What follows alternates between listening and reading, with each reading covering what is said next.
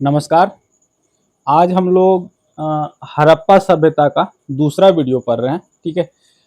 तो हम आप लोग को बताए थे कि इस चैप्टर को हम लोग 9 मुख्य बिंदु के तहत पढ़ेंगे। ठीक है। जिसमें से हड़प्पा की कहानी हम लोग ख़त्म कर लिए, जिसमें 4-5 व्यक्ति का नाम आपको बताए थे कहानी से जुड़ा हुआ। अ, हड़प्पा के नगर के विशेषता, इसको भी हम लोग ख़त्म कर लिए कि हड़प्पा के नगर हम का विशेषता हम आप लोग को बताए थे कि एक पूर्वी नगर है, एक पश्चिमी नगर है, इसको दुर्ग टीला कहते हैं, एक ऊंचा पे बसा है, नीचा पे बसा है, यहाँ नाले की व्यवस्था है। ये सब हम आपको बता चुके हैं। उसके बाद तीसरा पॉइंट था भवन, नाले और सड़कें। इसके भवन के बारे में भी हम आपको बता चुके हैं। ठीक है। आ, कि भवन पक्की ईंट का बना हुआ रहता था, इसका दरवाजा यानी मुख्य सड़क की ओर नहीं खुलता था, प्रत्येक घर में स्नानागार था, एक कुआं था, एक मंजिला और 2 मंजिला भवन हुआ करता था। और नाले के बारे में आपको बताए थे कि नाला इसका जो है सो ग्रिड यानी सड़क ग्रिड पद्धति पे था, और प्रत्येक घर से नाला निकलता था। पहले कच्ची सड़क वाले नाला में मिलता था और फिर पक्की सड़क वाले नाला में मिलता था। और सड़क भी आपको बता दिए थे कि ग्रिड प्रणाली पर था। उसके बाद नगरीय जीवन, नगरीय जीवन की उस समय में नगर में बहुत हलचल था, भीड़ भाड़ था, वहाँ पानी यानी नाला सिस्टम बहुत बढ़िया था, यानी ड्रेनेज सिस्टम।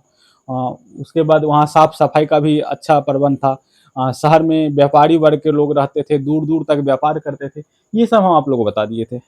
आज हम पढ़ेंगे ये 5वां पॉइंट। ठीक है। नगर और नए शिल्प।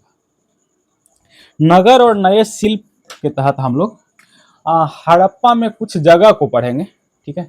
कि हड़प्पा जो नगर है, इसमें हमको क्या क्या शिल्प मिला, हड़प्पा नगर से जो कुछ प्राप्त चीज है हम उसको पढ़ेंगे।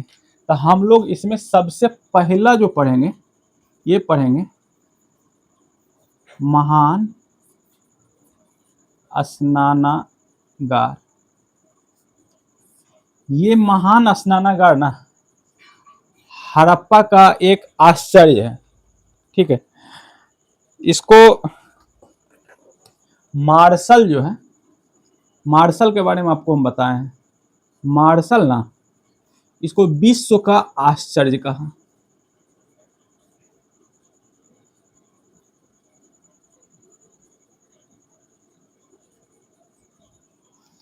ये महान स्नानागार कैसा होता था, एक्चुअली एक तालाब था, इसके दोनों तरफ से नीचे पानी में उतरने के लिए सीढ़ी हुआ करता था।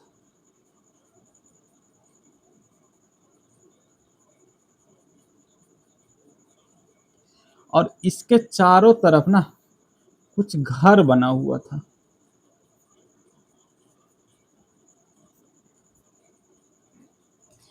इस प्रकार का था महान स्नानागार। आपके एनसीईआरटी बुक में अच्छा से रंगीन फोटो दिया है, हम उसको लगा देंगे। ठीक है।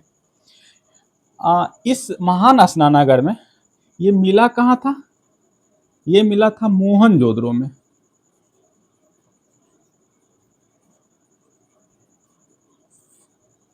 ये मोहनजोदड़ो में मिला।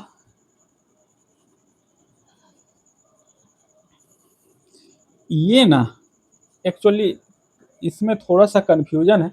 कहीं कहीं बोलता है कि हड़प्पा सभ्यता का ये सबसे बड़ा इमारत था। ठीक है। और ये स्नानागार है। और कहीं कहीं ये लिखा हुआ रहता है कि अन्नागार हड़प्पा सभ्यता का सबसे बड़ा इमारत था। हम लोग आगे अन्नागार ही पढ़ेंगे। बात क्या है कि जब ये पानी वाले भाग को ही हम लेते हैं, ठीक है, स्नानागार अगर इसी को मानते हैं, तो ये हड़प्पा सभ्यता का दूसरा सबसे बड़ा इमारत हो जाता है। लेकिन जब अगर इस भवन वाले भाग को इंक्लूड कर लेते हैं तो हड़प्पा सभ्यता का ये सबसे बड़ा भाग हो जाता है। ठीक है। लेकिन कुछ एग्जाम में क्वेश्चन पूछा है, उसमें अन्नागार को ही यहाँ का सबसे बड़ा इमारत माना है। इसमें क्या था कि पानी के लिए एक यहाँ पर किनारे पे कुआं बना हुआ था। इसमें एक सब दिन पानी नहीं रहता था। ठीक है। और जब जरूरत होता था तो कुआं से इसमें पानी डाल दिया जाता था। ठीक है। और इसको ना वाटर प्रूफ बनाया गया था। इसमें क्या किया था कि ईटा का एक लेयर बिछाया था और उसको प्लास्टर ऑफ पेरिस से प्लास्टर कर दिया था, और उसके ऊपर चारकोल का एक लेयर बैठाया था। यानी इसको वाटर प्रूफ बनाने के लिए क्या किया था, पहले ईंट का लेयर था, फिर प्लास्टर ऑफ पेरिस से प्लास्टर किया हुआ था, और फिर उसके बाद इसको चारकोल से पॉलिश किया गया था, जिसके कारण ये वाटरप्रूफ हो गया था, जल रिसाव इससे नहीं हो रहा था। इसमें प्रवेश के लिए दोनों तरफ सीढ़ी था, ये बता दिए। और ये जो इसमें चारों साइड से कमरा था ना, ये बोला जाता है कि इसमें पुजारी जी रहते थे, पुजारी महाराज। इस विशाल स्नानागार के बारे में ये बोला जाता है कि ये सब दिन स्नान नहीं करते थे, इसमें किसी विशेष धार्मिक अवसर पर इसमें स्नान होता था, और नगर के बड़े बड़े लोग इसमें नहाने आते थे। ठीक है, जैसे राजा हो गया, व्यापारी हो गया, विद्वान वर्ग के लोग हो गए, लेखक हो गए, ठीक है, ये लोग इसमें नहाने आते थे। और यहाँ पुजारी रहते थे, पुजारी लोग यानी पाठ करवाते थे, पूजा करवाते थे, यानी विशेष अवसर पर। तो इसको जो है ना सब पुजारी आवास बोला गया।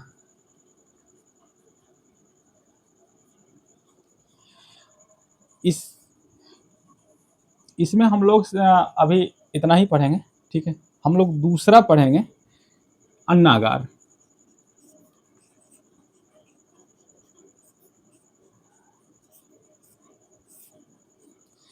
अन्नागार ना एक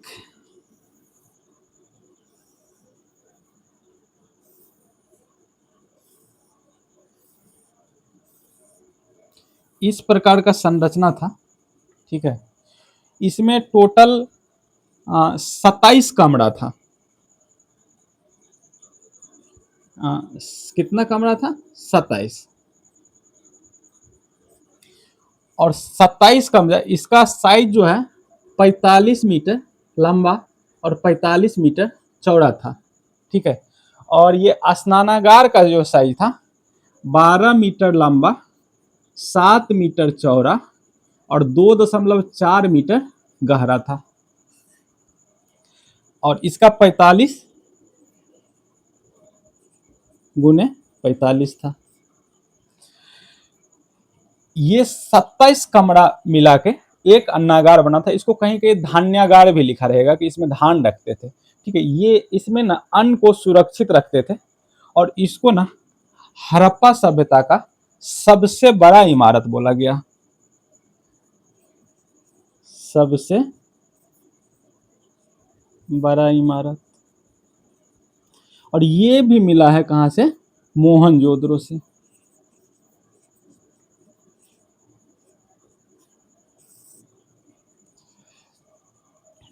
अन्नागार में हम लोग इतना ही पढ़ेंगे, इसको मिटा दे रहे हैं।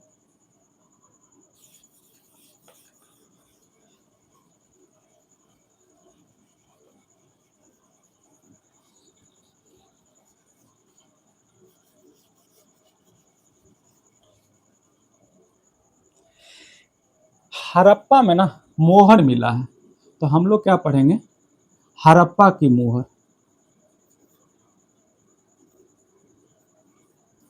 हड़प्पा की मोहर। अब मोहर क्या होता है आप लोग जानते हैं? मोहर का काम है सील लगाने में। आप सबसे अच्छा एग्जाम्पल है कि आप एग्जाम देने जाते होंगे, तो जो क्वेश्चन पेपर आता है वो एक फाइल में रहता है, यानी लिफाफा में, और उस पर देखिएगा काला रंग या रेड कलर का एक कोई पदार्थ चिपका हुआ रहता है, और उस पर कुछ चिन्ह अंकित रहता है। तो उसमें क्या है कि सील मारा हुआ रहता है, और ये दर्शाता है कि ये टूटा हुआ नहीं। जैसे एग्जामिनेशन सेंटर में ना आपसे साइन करवाते हैं कि साइन कीजिए कि आपके सामने में हम सील खोल रहे हैं, यानी अगर सील टूटा हुआ है तो जहां से क्वेश्चन भेजा गया है और आप तक पहुंचने में बीच में कहीं यानी खुल गया है, ठीक है। अगर नहीं खुला हुआ है तो सुरक्षित आपके पास आ गया, इसीलिए मोहर का उपयोग होता था। तो हड़प्पा में हमको क्या कुछ मोहर मिला है, तो मोहर कहाँ कहाँ मिला है? देखिए, मोहर हड़प्पा के करीब करीब हर जगह पे मिला है, जितना भी स्थल है हड़प्पा का हर स्थल में मोहर मिला है। लेकिन हम लोग पढ़ेंगे मोहनजोदड़ो। मोहनजोदड़ो ठीक है। और दूसरा हम लोग पढ़ेंगे हड़प्पा। आप हम बार बार हड़प्पा और मोहनजोदड़ो बोल रहे हैं, तो ये जो हड़प्पा सभ्यता है ना, इसको सिंधु घाटी सभ्यता भी बोलते हैं, सरस्वती सभ्यता भी बोलते हैं। हड़प्पा सभ्यता इसीलिए बोलते हैं कि सबसे पहले दयाराम साहनी खुदाई जहाँ शुरू किए थे वो हड़प्पा गांव था, इसीलिए हम इस सभ्यता को हड़प्पा सभ्यता बोलते हैं। और सिंधु सभ्यता इसीलिए बोलते हैं कि सिंधु एवं उनके जो सहायक नदी है, सबसे ज्यादा नगर इसी के किनारे मिला है, ठीक है। और सरस्वती सभ्यता इसीलिए बोलते हैं कि राजस्थान में जो सरस्वती नदी थी, जो अभी अस्तित्व में नहीं है, उसके किनारे भी बहुत सारे सभ्यता मिले हैं, बहुत सारे स्थल मिले हैं। तो हम लोग मोहर में ना, मोहनजोदड़ो में क्या है कि सर्वाधिक मोहर मिला।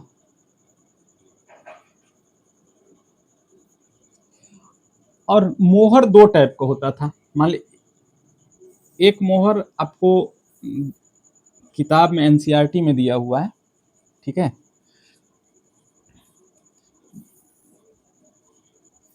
मान ले ऐसा है, ठीक है। मोहर पे कुछ कुछ लिखा हुआ भी मिलता था इस टाइप, यानी मोहर चौकोर होता था, आयताकार होता था, वर्गाकार होता था, ठीक है। तो मोहर पे कुछ लिखा हुआ भी रहता था। तो मोहनजोदड़ो से सर्वाधिक मोहर मिला, ठीक है। लेकिन लिखा हुआ मोहर लिपि युक्त, लिपि युक्त मोहर सर्वाधिक मिला। हड़प्पा से लिपि युक्त सर्वाधिक मोहर मिला और मोहनजोदड़ो से सर्वाधिक मोहर मिला। एक मोहर मिला, ठीक है। यहाँ कुंवर वाले बैल को यानी पूजनीय मानते थे। मोहर पे कुंवर वाले बैल बहुत ज्यादा मिला है। उसके अलावा एक मोहर पे एक सिंह वाले बैल मिला है, उस बैल में कुंवर नहीं है, ठीक है। एक मोहर कैसा मिला है, एक श्रृंगी, यानी एक सिंह वाले बैल, एक श्रृंगी बैल। इसका एक विशेष नाम दिया गया है जो यूनानी लिपि में है। इसका विशेष नाम होता है यूनिकॉर्न, यूनिकॉर्न। यूपीएससी एक बार यूनिकॉर्न देके ही पूछ लिया कि यूनिकॉर्न कहाँ मिला था, ठीक है। तो हड़प्पा सभ्यता, ये क्या है ना कि एक श्रृंगी बैल या यूनिकॉर्न एक जगह नहीं मिला है, बहुतों जगह मिला है। और मोहर पे ना सर्वाधिक चित्रांकन एक श्रृंगी बैल यानी यूनिकॉर्न का ही, अभी तक जितना मोहर मिला है तो सर्वाधिक चित्रांकन ये एक श्रृंगी बैल का ही मिला है। बहुत सारे मोहर पे कुंवर वाले बैल का भी मिला है। और मोहर पे क्या मिला है, लिपि का प्रमाण मिला है, यानी लिखा हुआ। ये लिपि जो है ना भारतीय उपमहाद्वीप में लिपि का प्रथम प्रमाण है। इससे पहले भारतीय उपमहाद्वीप में लिखाई का कहीं प्रमाण नहीं मिला।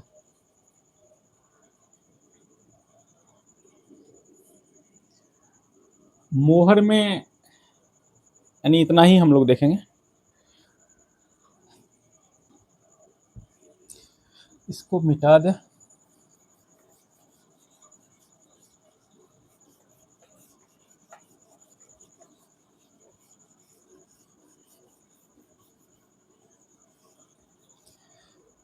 इन नए नगर और नए शिल्प में अगला पॉइंट हम लोग देखेंगे बाट।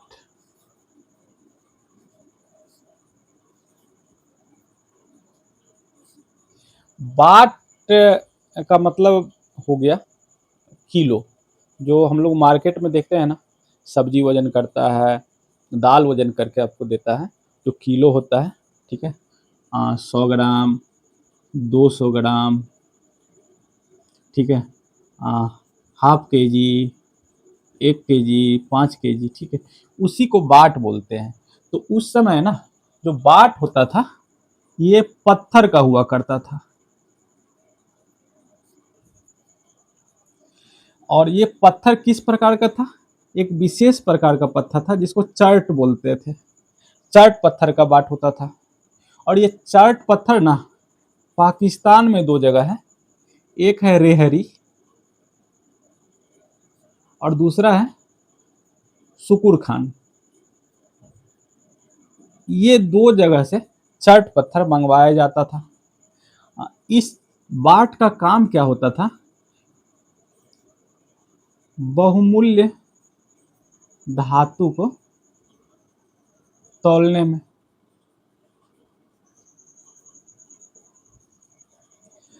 ये ना घनाकार होता था, घन के आकार का होता था।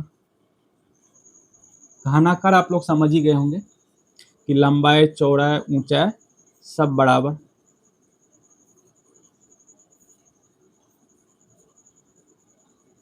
यानी इस प्रकार का हुआ करता था।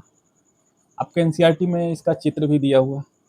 और इसका जो आकार होता था, आकार मतलब इसका वजन, वो वजन 1:2:8:16 के अनुपात में होता था।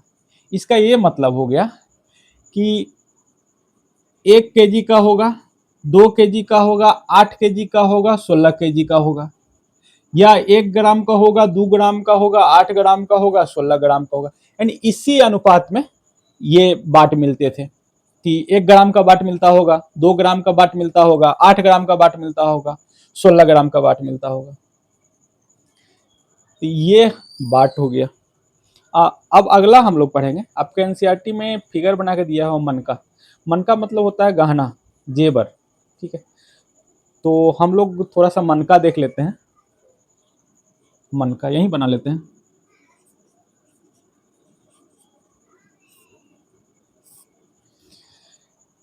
आपके एनसीईआरटी में इस टाइप का एक फिगर दिया हुआ है, आप लोग देखिएगा। हम वैसे लगा भी देंगे एनसीईआरटी वाला फिगर, ठीक है।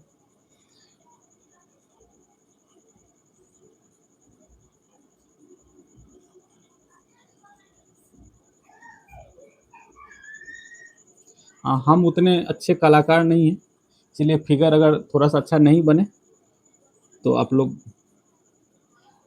उसको इग्नोर कीजिएगा।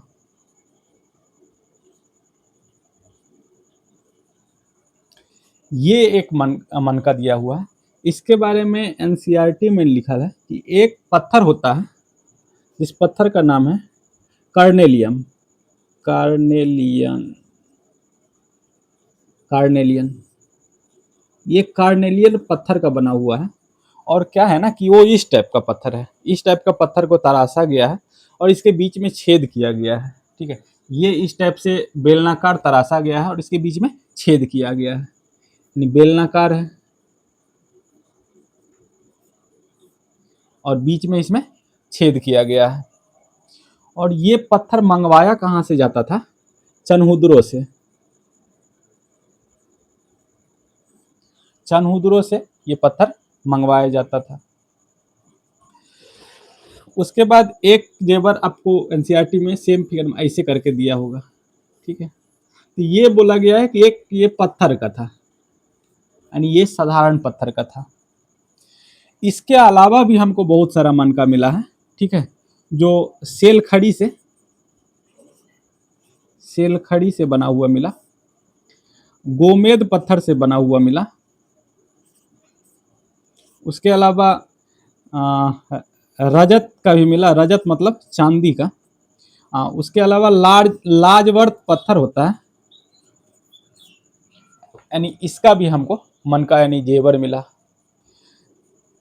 इसका निर्माण उद्योग, एक तो बोले कि ये चहुंदरों से लाया जाता था, वहां बनता भी था। एक जगह है वगसरा, यहां भी इसका निर्माण उद्योग था। और लोथल में भी इसका निर्माण उद्योग था। तो मनका बनाने का कारखाना कहाँ था? चनहुंद्रो में, बगसरा में और लोथल में। अब हम लोग अगला पढ़ेंगे, एक एनसीईआरटी किताब में फोटो दिया होगा योगी जी का मूर्ति को। वैसे वो लगते हैं मोदी जी की तरह, लेकिन है वो योगी जी। ठीक है, तो हम लोग योगी जी मूर्ति हम बना नहीं सकते हैं। ठीक है, मेरे से नहीं बनता है, हम उसको लगा देंगे जब वीडियो एडिट करके डालेंगे तो।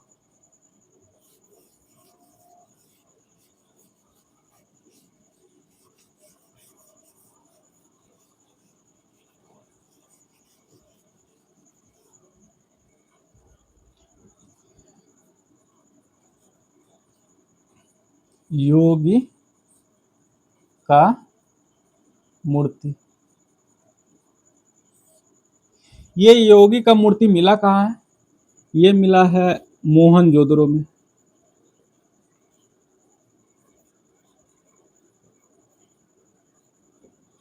मोहनजोदड़ो में योगी जी का मूर्ति मिला।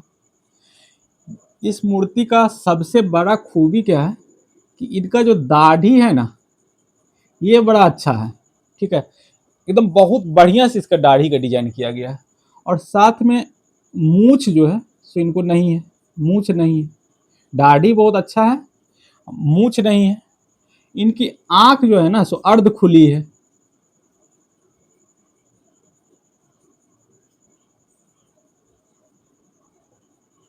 और ये आंख ना जिस समय में पत्थर तराशा जाता होगा उस समय में नहीं बनाया, इनको बाद में ना यानी लगाया गया। और ये सीप का है, यानी सीप मतलब मोती क्या, हाँ, यानी आंख सीप का है, अर्ध खुली है। ये अर्ध खुली आंख जो होती है ना, इसको एक मुद्रा में नाम दिया गया है, शांभवी मुद्रा। तो आपके एग्जाम में रहेगा कि शांभवी मुद्रा क्या होता है, तो ये बता देंगे। चाहे ये रहेगा कि शांभवी मुद्रा में योगी जी का मूर्ति कहाँ मिला है, तो मोहनजोदड़ो में मिला है। इनके बारे में बोला गया है कि ये संभवतः पुजारी होंगे।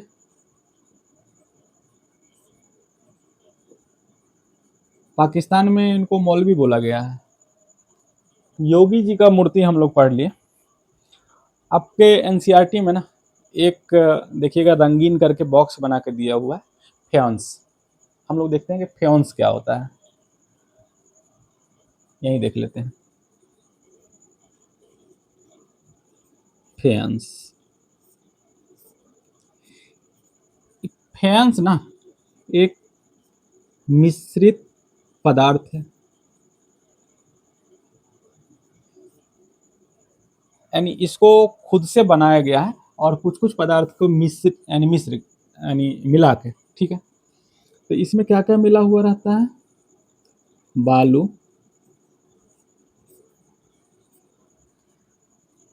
स्फटिक,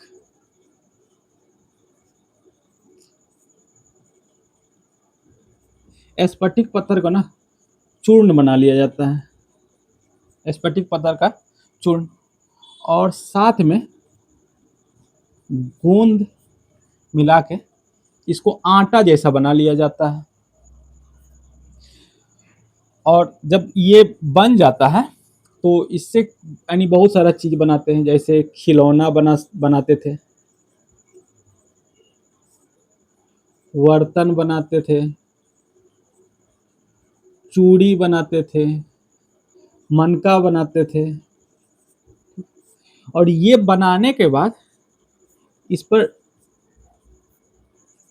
नीला या हरा रंग का परत चढ़ा देते थे।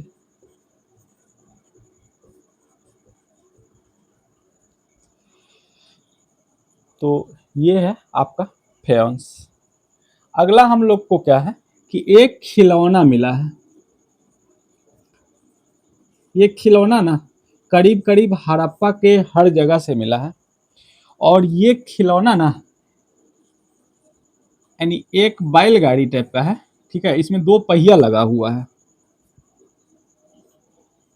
ये ऐसा बैलगाड़ी टाइप का है, इसमें दो पहिया लगा हुआ है।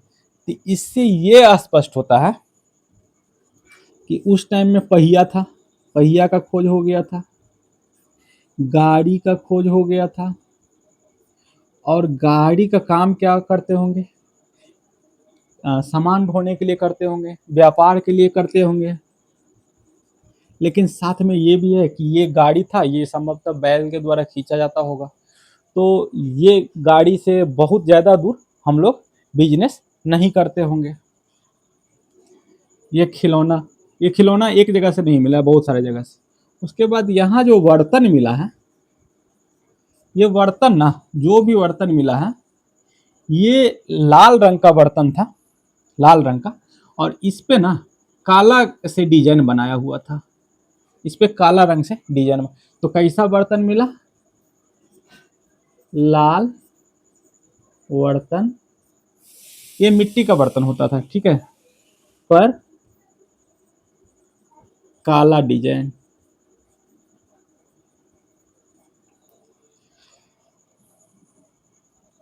ये आ, हो गया बर्तन।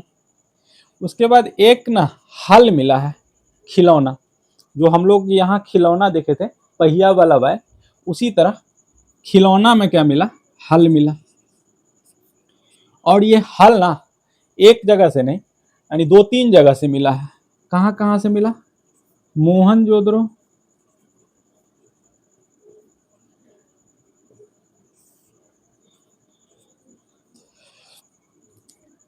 कालीबंगा और वनावली, ये 3 जगह से मिला हल। और ये हल क्या है कि खिलौना के रूप में है, आप कुछ इस प्रकार का है, ठीक है, ये खिलौना के रूप में हल है। और ये है किस चीज का? मिट्टी का। तो खिलौना मिट्टी का बना है, लेकिन आदमी अंदाज लगा रहा है कि उस समय में जो हल रहा होगा वो लकड़ी का रहा होगा, और समय के साथ नष्ट हो गया, ठीक। लेकिन हमको कालीबंगा से लकड़ी का हल प्राप्त हुआ है। तो आपके एग्जाम में ना ये पॉइंट यानी पूछता है कि लकड़ी का हल कहाँ मिला? तो कालीबंगा में। तो ये वाला टॉपिक्स हमारा खत्म हो गया। नगर और नए शिल्प के तहत हम लोग 6-7 जगह को देखे। अब हम लोग अगला पॉइंट पढ़ेंगे, एक कच्चे माल की खोज और नगर में रहने वाले के लिए भोजन। ये बड़ा टॉपिक्स नहीं है, इसको हम लोग बाद में करेंगे। अभी हम लोग गुजरात में हड़प्पा कालीन नगरों का सूक्ष्म निरीक्षण करेंगे।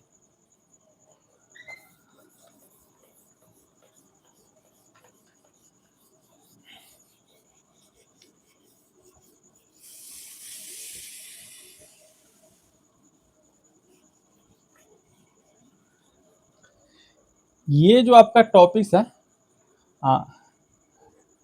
गुजरात में हड़प्पा कालीन नगरों का सूक्ष्म निरीक्षण, इसका मतलब ये हुआ ना कि हड़प्पा के जो स्थल गुजरात में, उसमें से कुछ स्थल का हम लोग गहराई से अध्ययन करेंगे। तो आपकी एनसीईआरटी की किताब में 2 स्थल के बारे में दिया है, एक धौलावीरा और दूसरा लोथल।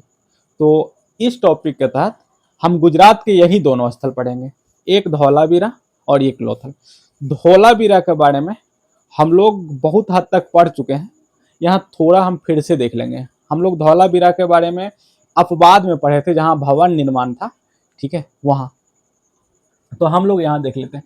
तो इस टॉपिक्स के तहत गुजरात में हड़प्पा के नगरों का सूक्ष्म निरीक्षण के तहत सबसे पहला जगह हम लोग पढ़ेंगे धौलावीरा।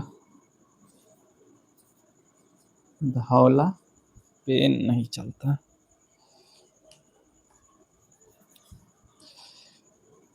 धौलावीरा।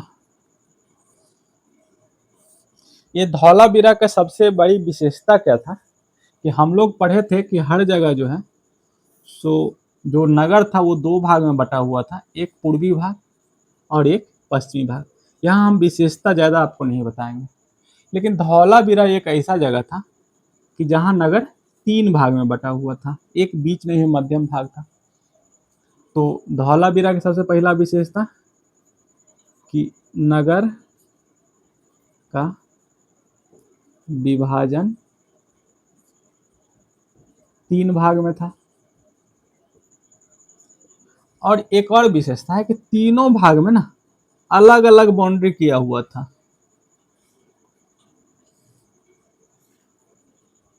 तो दूसरा क्या है,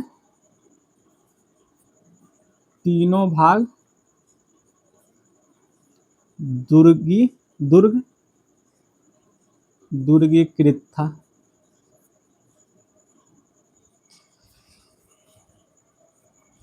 उसके बाद ये नगर में ना प्रवेश करने के लिए बड़ा बड़ा द्वार था, यानी उसमें बड़ा सा दरवाजा लगा हुआ था।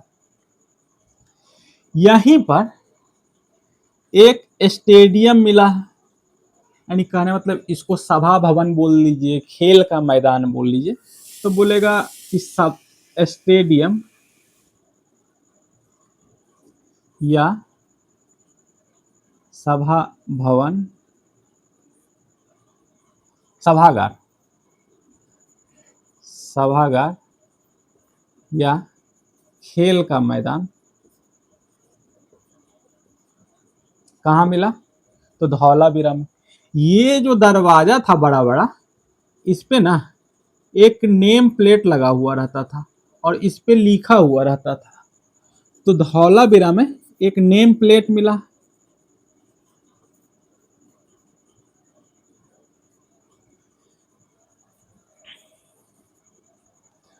तो धौलावीरा में हम लोग इतना ही पढ़ेंगे। दूसरा हम लोग पढ़ेंगे लोथल। लोथल को ना हम लोग पढ़ते ही हैं सिर्फ बंदरगाह के लिए। लोथल में बंदरगाह या गोदीवाड़ा मिला।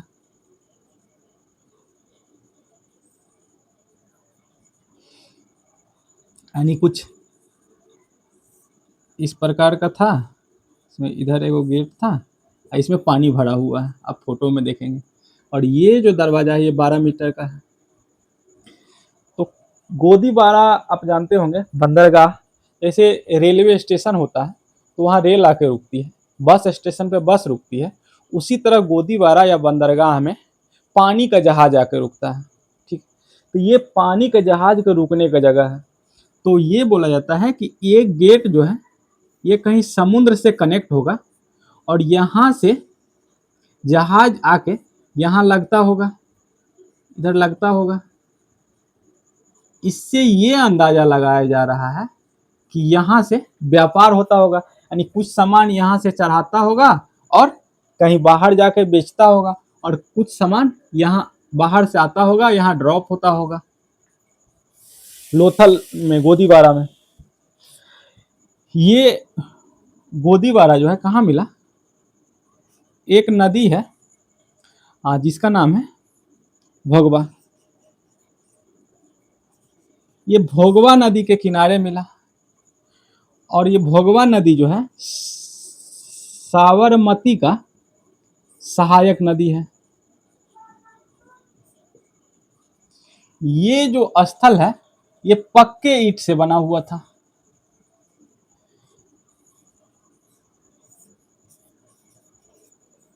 पक्के ईंट का स्थल था। इसको बोला जाता है ना कि हड़प्पा सभ्यता का सबसे बड़ा निर्माण था ये, यानी इससे बड़ा निर्माण हड़प्पा सभ्यता में, यानी इससे बड़ा आर्किटेक्चर नहीं था। हम लोग अन्नागार और स्नानागार पढ़े, ठीक है, वो उसको हम लोग इमारत के श्रेणी में ले लेते हैं। लेकिन जब आर्किटेक्चर पूछेगा, निर्माण पूछेगा हड़प्पा सभ्यता का, तो सबसे बड़ा निर्माण क्या होगा, यही होगा।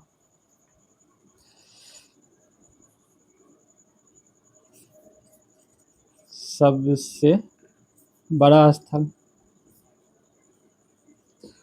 और इस बंदरगाह का अभी के टाइम में कंपैरिजन होता है विशाखापत्तनम बंदरगाह से। विशाखापत्तनम बंदरगाह, क्योंकि ये भी प्राकृतिक बंदरगाह है और ये भी प्राकृतिक बंदरगाह था। लोथल में एक चीज और हम आपको इससे पहले बता दिए हैं,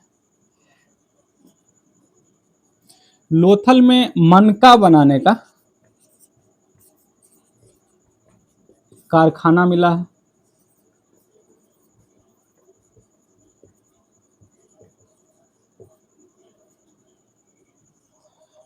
तो लोथल में हम लोग इतना ही देखेंगे। आपका ये टॉपिक्स खत्म हो गया गुजरात में। गुजरात में हड़प्पा कालीन नगरों का सूक्ष्म निरीक्षण। अब हम लोग अगला टॉपिक्स पढ़ेंगे, कच्चे माल की खोज।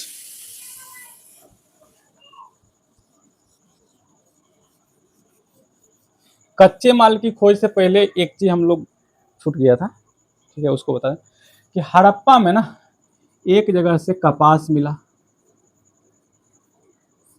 आप लोग इससे पहले जब हम लोग पढ़ रहे थे तो कपास कहाँ से मिला था? मेहरगढ़ से हम लोग को कपास मिला था, ठीक है। लेकिन हड़प्पा सभ्यता में एक जगह से कपास मिला। ये कपास कहाँ से मिला? मोहनजोदड़ो से मिला।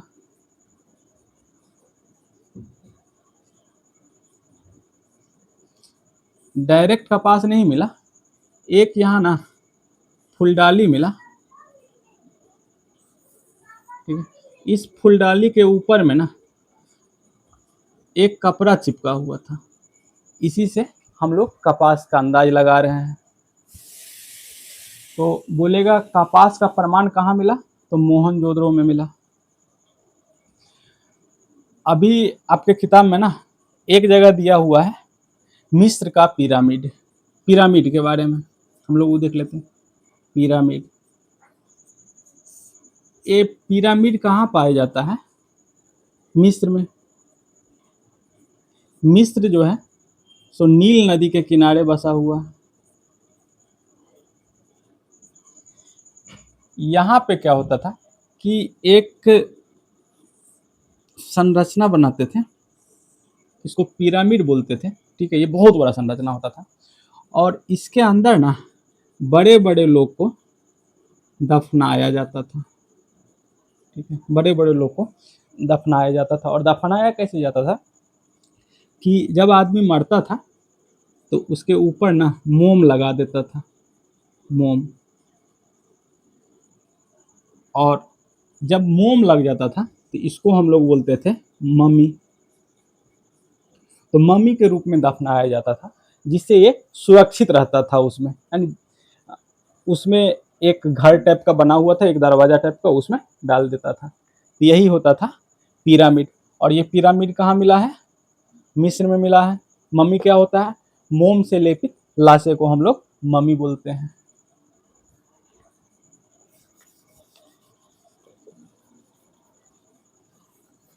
अब हम लोग पढ़ेंगे कच्चे माल की खोज।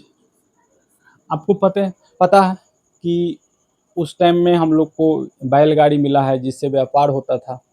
गोदीबाड़ा मिला है कि जिससे हमको दूर दूर तक व्यापार होने का संकेत प्राप्त होता है। तो व्यापार होता था, तो व्यापार के लिए आज भी क्या है कि कुछ वस्तु हमको बेचना है, कुछ वस्तु खरीदना है, यानी कुछ वस्तु आयात करते हैं, कुछ वस्तु निर्यात करते हैं। तो हमको ये देखना है कि हम कहाँ कहाँ से किस वस्तु का आयात करते थे, यानी खरीदते थे हम। तो एक आप लोग इसके लिए टेबल बना लीजिएगा और एक तरफ लिखिएगा वस्तु और दूसरा तरफ लिखिएगा आयात करने वाला जगह। तो इसमें हम लोग सबसे पहले एक नंबर पर पढ़ेंगे तांबा। आज तांबा का हम लोग कहाँ से आयात करते हैं? राजस्थान। राजस्थान में कौन सा जगह है? खेतरी। आज भी हम लोग करते हैं और उस टाइम में भी हम लोग तांबा राजस्थान के खेतरी से मंगवाते थे। उसके अलावा ओमान से भी हम लोग तांबा मंगवाते थे। और पाकिस्तान में एक जगह है बलूचिस्तान, यहाँ से भी तांबा मंगवाते थे। बोला जाता है कि बलूचिस्तान भारत में मिलने के लिए तैयार है। दूसरा जगह हम लोग पढ़ेंगे, दूसरा यानी वस्तु पढ़ेंगे सोना। सोना हम लोग कहाँ से मंगवाते थे, आज कहाँ से मंगवाते हैं, कर्नाटक से। कर्नाटक में कहाँ से, एक खान है कोलार, यहीं से सोना उस समय में भी मंगवाते थे। टीन, टीन हम लोग कहाँ से मंगवाते थे, अफगानिस्तान।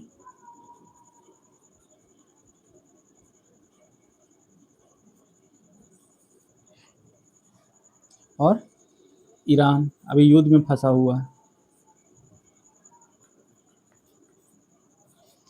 चांदी, चांदी हम लोग कहाँ से मंगवाते थे, एक तो था ये अफगानिस्तान, ठीक है। 5वां नंबर में हम लोग पढ़ेंगे, हम लोग शीशा कहाँ से मंगवाते थे, तो एक तो हो गया राजस्थान। आपको एक चीज़ साइंस में पढ़े होंगे, पता होगा कि तांबा और शीशा दोनों एक ही खान से निकलता है, ठीक है। तो राजस्थान, और दूसरा किस देश से, अफगानिस्तान। शीशा का हम लोग आयात करते थे। बहुमूल्य पत्थर,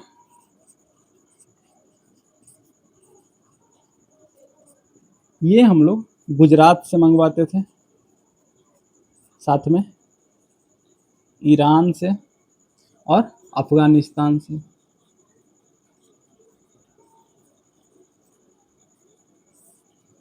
तो ये वाला टॉपिक कच्चे माल के खोज आपका खत्म हो गया।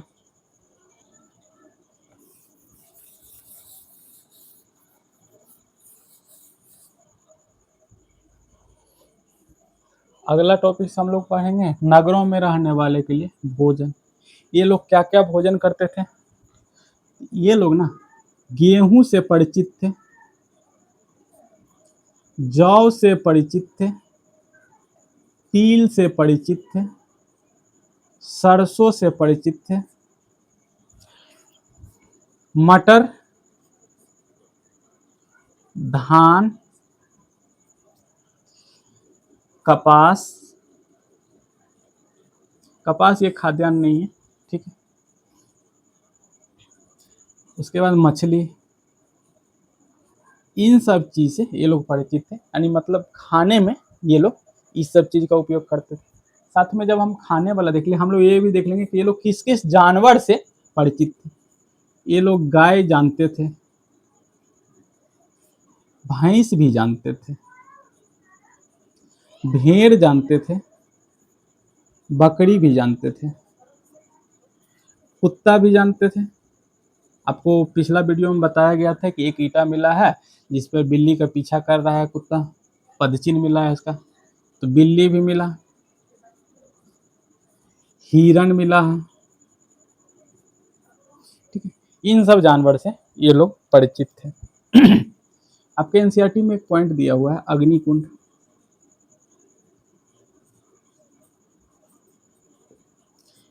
अग्निकुंड कहाँ कहाँ से मिला है, ठीक है।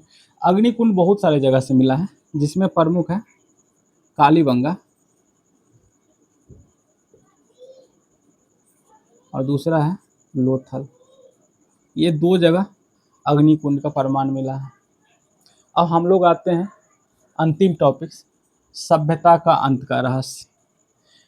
ये सभ्यता का अंत का रहस्य ना अभी तक सुलझा नहीं, अभी तक सुलझा नहीं। कुछ लोग बोल रहे हैं कि बाढ़ आ गया था और सब लोग छोड़ छाड़ के निकल लिए और बाढ़ के पानी से जम गया और उसमें भर गया मिट्टी। कुछ लोग बोलते हैं कि यहाँ सुखाड़ पड़ गया था और सुखाड़ पड़ने के कारण यहाँ नदी नाला सूख गया, आदमी को खाने पीने के लिए कुछ रह नहीं गया, तो आदमी यहाँ से पलायन कर गए। लेकिन ये दोनों रीजन इसीलिए सर्वमान्य नहीं है क्योंकि ये बहुत बड़ा क्षेत्र था और उतना लंबा दूर में बाढ़ और सुखाड़ का प्रभाव बड़ा मुश्किल है। उसके बाद कुछ लोग बोला कि मलेरिया यहाँ फैल गया था जिसमें बहुत सारे लोग मारे गए और जो बचे यहाँ से निकल लिए। तीसरा लोग बोल रहे हैं कि विदेशी आक्रमण हो गया खासकर आर्य के बारे में बोल रहे हैं कि आर्य लोग आक्रमण कर दिए मध्य एशिया से आकर। कुछ लोग बोल रहे हैं कि अकाल पड़ गया। तो हम मानेंगे किसको? इसमें ना सर्वमान्य कारण बताया गया है बाढ़ को, और ये कारण कौन दिया है? मार्शल दिया है। अभी हाल में आईआईटी कानपुर के द्वारा कुछ शोध किया गया और आईआईटी कानपुर बताया